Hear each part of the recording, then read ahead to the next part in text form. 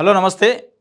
'Pushpa 2' cinema release తర్వాత రిలీజ్‌కు ముందు రోజు అంటే డిసెంబర్ 4 రోజు జరిగిన బెనిఫిట్ షో వల్ల artist cross road Hyderabad artist cross రోడ్‌లో సంధ్యా థియేటర్‌కి అల్లు అర్జున్ ఎళ్ళటం. అక్కడ జరిగిన తొక్కిసలాటలో రేవతి అనే మహిళ చనిపోవటం జరిగింది. దాని తర్వాత అనేక రకాలుగా చర్చ జరిగింది.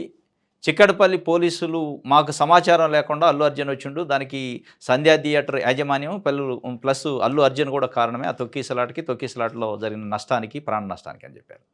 దానిపైన ఎఫ్ఐఆర్ నమోదు చేశారు. డిసెంబర్ 5 రోజు అల్లు అర్జున్ని A2గా, A1గా సంధ్యా థియేటర్ యాజమాన్యాన్ని పెట్టుకుంటూ వాళ్ళు ఎఫ్ఐఆర్ నమోదు చేశారు. ఆ ఎఫ్ఐఆర్ పైన డిసెంబర్ 11 రోజు అల్లు అర్జున్ హైకోర్టుకు పోయిండు క్వాష్ పిటిషన్.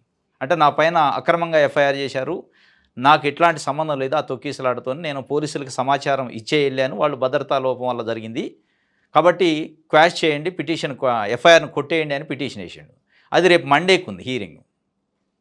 మండే రోజు హీరింగ్ ఉంటే ఇవాళ మార్నింగ్ 10:30కి కోర్టు ఓపెన్ అయ్యేటప్పుడు అల్లు అర్జున్ అడ్వకేట్స్ మెన్షన్ చేస్తే జడ్జి తీసుకోలేదు. మండే రోజు మేము దాన్ని కేసును తీసుకుంటాం, కేసుని వింటామని చెప్పారు. దాని తర్వాత అనూహ్యంగా చిక్కడపల్లి పోలీసులు అల్లు అర్జున్ ఇంటికి వెళ్ళి అరెస్ట్ చేయడం జరిగింది. దాని తర్వాత హాస్పిటల్లో వైద్య పరీక్షల నిమిత్తం తీసుకెళ్లారు. దాంట్లో ప్రధానంగా చిక్కడపల్లి పోలీస్ స్టేషన్లో డిసెంబర్ 5 రోజు జరిగిన ఎఫ్ఐఆర్లో బిఎన్ఎస్ చట్టం ప్రకారం బిఎన్ఎస్లో 105 సెక్షన్, ఇంకోటి 118 సబ్సెక్షన్ 1, ఈ 2 సెక్షన్ల కింద కేసు నమోదు చేశారు. ఈ 2 సెక్షన్ల బట్టే నాన్ బెయిలబుల్ సెక్షన్లు అవి కాబట్టి అరెస్ట్ చేసి కోర్టులో ప్రొడ్యూస్ చేసి రిమాండ్ చేసే పరిస్థితి ఉంది. ఇప్పుడు దీనిపైన అనేక రకాలుగా రాష్ట్ర వ్యాప్తంగా 2 తెలుగు రాష్ట్రాల్లో అల్లు అర్జున్ ఫ్యాన్సు, మిగతా సినిమా రంగం కానీ, జనరల్ పబ్లిక్ కానీ చర్చించుకుంటున్నారు. ఎందుకంటే ఒక సినిమా స్టార్ని సినిమా రిలీజ్ ఫంక్షన్లో జరిగిన తొక్కిసలాట, సినిమా బెనిఫిట్ షోలో జరిగిన తొక్కిసలాటలో అరెస్ట్ చేయడం అనేది చాలా పెక్యులర్, పెద్ద స్టార్ కూడా. దీనిపైన అసలు ఏం చెప్తుంది బిఎన్ఎస్ యాక్టు సెక్షన్ 105 కానీ 118 సబ్సెక్షన్ ఏం చెప్తుంది అనే విషయాన్ని మనం ఒక ప్రముఖ హైకోర్టు అడ్వకేట్ దామోదర్ గారిని అడిగి దీని పరిణామాలు ఎట్లా ఉండబోతున్నాయి అనే విషయాన్ని తెలుసుకునే ప్రయత్నం చేద్దాం. హైకోర్టు అడ్వకేట్ దామోదర్ గారు మనతోని మాట్లాడతారు. ఇది ఇప్పుడు ఆయన అల్లు అర్జున్ గారు ప్రజెంట్ హాస్పిటల్లో, గవర్నమెంట్ హాస్పిటల్లో తీసుకెళ్లారు. Sir good afternoon sir, Damodar గారు. సార్ ఏం లేదు, ఇప్పుడు ట్రెండింగ్ ఇష్యూ ఏంటంటే పుష్ప 2 హీరో అల్లు అర్జున్ అరెస్ట్ చేశారు పోలీసులు. చిక్కడపల్లి పోలీస్ స్టేషన్లో ఎఫ్ఐఆర్ నమోదైంది. దాని తర్వాత డిసెంబర్ 11 రోజు క్వాష్ పిటిషన్ వేశారు హైకోర్టులో అల్లు అర్జున్. ఆ క్వాష్ పిటిషన్ని ఈరోజు మార్నింగ్ ఆయన అడ్వకేట్లు మెన్షన్ చేస్తే తీసుకోలేదని జడ్జి గారు మండే రోజు వింటామని చెప్పారట. ఎప్పుడైతే వాళ్ళు మెన్షన్ తీసుకోలేదు, ఇమీడియట్లీ చిక్కడపల్లి పోలీసులు అరెస్ట్ చేసి ఇప్పుడు రిమాండ్కి తరలిస్తున్నారు ఆయన్ని. దాంట్లో ప్రధానంగా ఎఫ్ఐఆర్లో బిఎన్ఎస్ యాక్టు 105, ఇంకోటి 118 సబ్సెక్షన్ 1 అని పెట్టారు. అసలు ఈ సెక్షన్లు ఏం చెప్తున్నాయి, ఈ సెక్షన్లు ప్రొవిజన్ ఏముంది, అరెస్ట్ చేసే అవకాశం ఉందా, నాన్ బెయిలబుల్ అసలు దీనికి మళ్ళీ బెయిల్ వచ్చే అవకాశం ఉందా, ఏముంది సార్? ఈ సెక్షన్లు రెండు కూడా బెయిలబుల్ సెక్షన్ కాదు, నాన్ బెయిలబుల్ సెక్షన్స్. ఓకే. ఇప్పుడు సెక్షన్ 105 అనేది సార్, దీనికి ఈ సెక్షన్ కింద అరెస్ట్ చేసినప్పుడు 5 years నుంచి 10 years, అంటే దాదాపుగా 10 years ఇంప్రిజన్మెంట్ విత్ ఫైన్ పడే అవకాశం ఉంటుంది. ఓకే. అయితే దీనికి బెయిల్ సెషన్స్ కోర్టే దీని నుంచే తీసుకోవాల్సి ఉంటది. ఓకే. ఇది నాన్ బెయిలబుల్ కేసు అయినప్పటికీ బెయిల్ వచ్చే అవకాశాలు కూడా ఉంటాయి సార్. ఎందుకంటే ఇది culpable homicide not amounting to murder అంటారు ఈ సెక్షన్. దీని కింద ఇచ్చే పనిష్మెంట్ ని అంటే ఏంటి సార్ తెలుగులో? తెలుగులో అంటే ఇది అంటే కావాలని కాకుండా కానీ మర్డర్ కు కారణమైంది, ఆయన చనిపోవడానికి కారణమైండు. ఆయన కారణాలు ఏవైనా గానీ చనిపోవడానికి మాత్రం కారణమైండు. ఆయన ఇంటెన్షన్ లేకపోయినప్పటికీ చనిపోవడానికి కారణం ఉన్నా లేకపోయినా చావడానికి మాత్రం కారణమైండు. ఆయన చంపలేదు కానీ చావడానికి కారణమైండు.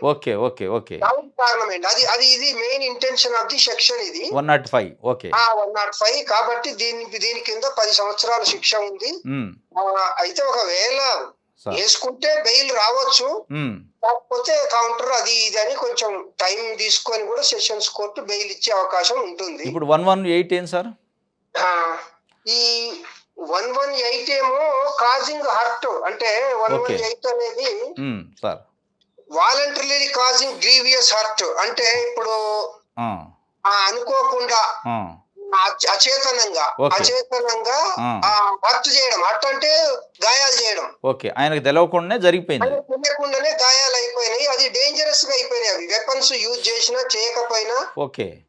అది అంటే అది దాదాపుగా అది చాలా అంటే గ్రీవియస్ హార్ట్ కిందకి వచ్చేసింది అన్నట్టు అది. ఓకే. ఓకే. Okay sir. దాంతో కూడా హ్మ్. ఆ ఆ సెక్షన్ కూడా ఇందులో ఉంది అని అంటున్నారు కాబట్టి ఓకే. దీని కింద అంటే సబ్ సెక్షన్ 1 కింద హ్మ్. 3 సార్. ఇయర్స్ 3 ఇయర్స్ ఇంప్రిజన్మెంట్ ఒక 20,000 వరకు ఫైన్ కూడా ఇందులో ఇంపోజ్ చేసే అవకాశం ఉంటది. Okay sir. ఓకే. అయితే ఇది మెజిస్ట్రేట్ చూసే కేసే.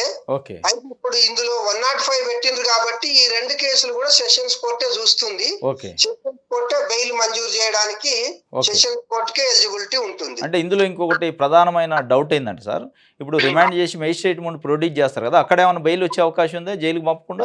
మేజిస్ట్రేట్ బెయిల్ ఇచ్చే అవకాశం ఎట్టి పరిస్థితుల్లో లేదు. లేదా? రిమాండ్ పంపించాల్సిందే. రిమాండ్ పంపించిన తర్వాత హ్మ్. వాళ్ళు ఆ సెషన్స్ కోర్టులో బెయిల్ వేసుకోవాలి. దాని మీద ఆర్గ్యుమెంట్స్ నడవాలి. అప్పుడు సెషన్స్ కోర్టు బెయిల్ డిసైడ్ చేస్తుంది. ఒక రిమాండ్ అయిన తర్వాత బెయిలే తప్ప ముందు తర్వాతనే రిమైండ్ కాకముందు ఎట్టి పరిస్థితుల్లో బెయిల్ వచ్చే అవకాశం లేదు ఒకసారి అరెస్ట్ చేస్తే. లేదా సార్? దీంట్లో లేదా? ఆ ప్రొవిజన్ లేదు. ఓకే.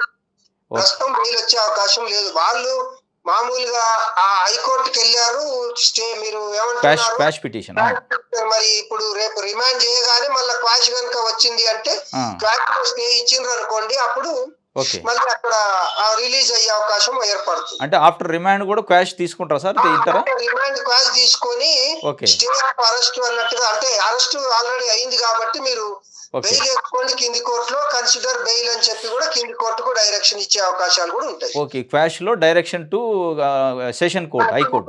సెషన్స్ కోర్టుకి ఇచ్చేసి సేమ్ డే కన్సిడర్ చేయండి మీరు బెయిల్. ఓకే. ఆ మెరిట్స్ మీద మీరు బెయిల్ కన్సిడర్ చేయండి అని కూడా అవకాశం ఉంటుంది. అది కొంత ఈజీ అయ్యే అవకాశం ఉంది. మండే ఒకవేళ ఇంటే జడ్జి. అవకాశం ఉంటుంది. Okay. Okay. Thank you sir. అంటే ఇప్పుడు సపోజ్ సార్. రిమాండ్ కనుక తరలించకపోతే మాత్రం పోలీసు వాళ్ళ దగ్గర ఉంటే మాత్రం రిలీజ్ చేయొచ్చు క్వాష్ కనుక స్టే అదే. ఇస్తే. అంటే ఆల్రెడీ రిమాండ్ ఈ రోజు తీసుకున్నారంటే ఇక రేపు ఎల్లుండి సెలవు ఉంది కదా సార్. కంపల్సరీ రిమాండ్ చేయాల్సిందే కదా! అది అందుకోసమే వాళ్ళు అదే. తీసుకున్నారు. పోలీస్ కస్టడీలో ఉంటే మీరు అనేది క్వాష్ వచ్చినప్పుడు రిలీజ్ చేయొచ్చు అక్కడి నుంచే, పోలీస్ నుంచే. అవును అది okay. Okay. Thank you sir. మంచి ఇది హైకోర్టు అడ్వకేట్ గారు చెబుతున్న పరిస్థితి. ఎట్టి పరిస్థితుల్లో మేజిస్ట్రేట్ ముందు ప్రొడ్యూస్ చేసిన తర్వాత బెయిల్ వచ్చే అవకాశాలు ఈ సెక్షన్‌లో లేవు. అంటే కొన్ని కేసులలో మేజిస్ట్రేట్ ముందు అక్కడనే ఆన్ ద స్పాట్ బెయిల్ వస్తది. ఈ కేసులో 105 సెక్షన్ బిఎన్ఎస్ ఉంది కాబట్టి ఎట్టి పరిస్థితుల్లో 10 ఇయర్స్ ఇంప్రిజన్మెంట్ ఉంది కాబట్టి బెయిల్ అక్కడ ఆన్ ద స్పాట్ వచ్చే అవకాశం లేదు. రిమాండ్ అయిన తర్వాత జైలుకి పోయిన తర్వాత బెయిల్ వేసుకోవాల్సింది ఒక ప్రొవిజన్ చెప్తున్నారు. ఇంకొక ప్రొవిజన్ ఏం చెప్తున్నారంటే ఆల్రెడీ క్వాష్ పిటిషను పెండింగ్‌లో ఉంది హైకోర్టులో అల్లు అర్జున్‌కి సంబంధించి. అది 11th రోజు వేశారు. దానికి సోమవారం హైకోర్టు జడ్జి గారు వినే అవకాశం ఉంది. ఒకవేళ హైకోర్టు జడ్జి గారు సోమవారం విని క్వాష్ ఇచ్చిండు అనుకోండి, నాట్ టు అరెస్ట్ ఇచ్చే అవకాశం లేదు. ఆల్రెడీ అరెస్ట్ అయ్యారు కాబట్టి కింద కోర్టుకి డైరెక్షన్ ఇచ్చే అవకాశం ఉందట హైకోర్టు. ఈయనకి బెయిల్ ఇచ్చేయండి ఇమీడియట్‌గా అని చెప్పి అట్లా కూడా బెయిల్ తొందరగా వచ్చే అవకాశం ఉంది. ఎట్టి పరిస్థితుల్లో మండే వరకు తప్పనిసరిగా అల్లు అర్జున్ జైల్లో ఉండాల్సిన పరిస్థితి ఉంది అనేది హైకోర్టు అడ్వకేట్ గారు చెబుతున్న పరిస్థితి ఇప్పుడున్న సెక్షన్ల ప్రకారం. ఇది అల్లు అర్జున్ గారికి సంబంధించి ప్రస్తుతం జరుగుతున్న ఇష్యూ. Thank you.